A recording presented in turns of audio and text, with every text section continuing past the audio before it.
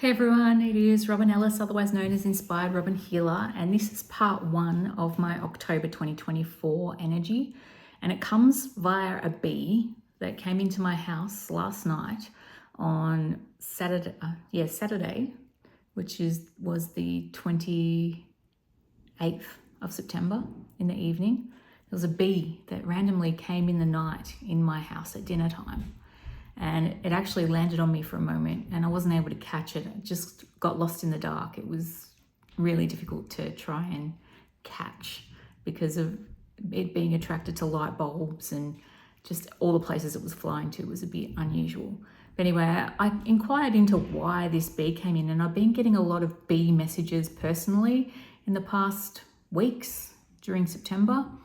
And the fact that it actually landed on me and then it ended up by the front door. And there was one in the yoga studio. There was one at yoga teacher training last month. And I feel like and I inquired, like I said, about it to see what the significance was. And it's for the October message. So I'm just doing a singular message on the bee. So I've pulled a card from the Secret Life of Animals deck, and I'm going to read the message that comes with bee. And the words that come with bee is creativity, purpose, harvest, devotion. And in ancient Egypt, when the tears of the sun god Ra landed on the desert sand, they became the bees of the world. When Kamadeva, the Hindu god of love, drew back his bow, the string was made of honeybees. When the ancient Essenes entered Holy Communion with the angel of creative work, they called upon visions of bees at work, devoted to their collection of divine nectar. Rock paintings dating as far back as 15,000 years ago depict humans gathering honey from wild bees as a magical food source, as medicine, antiseptic, and preservative. When a bee first emerges from her wax cell into the world, instantly she goes to work, first cleaning her own cell, then helping to nurse other new arrivals. She'll move through various tasks and roles over the coming weeks before entering her final role as a forager for nectar and pollen. She'll travel miles each day, playing a vital role in pollinating thousands of flowers, and when she finds a spot rich with nectar, she will communicate its location with an intricate dance that indicates both distance and direction in great detail. Beehives are a living example of highly organized, holistic, and symbiotic society. Each member plays a vital role in the balance of the hive. Each hive contributes life to the world around it. As essential pollinators of many of our food plants, bees remind us that no matter how advanced our technology becomes, we remain intimately entwined with the pulse of Mother Nature. And so what does this bee message want to share with us for this month?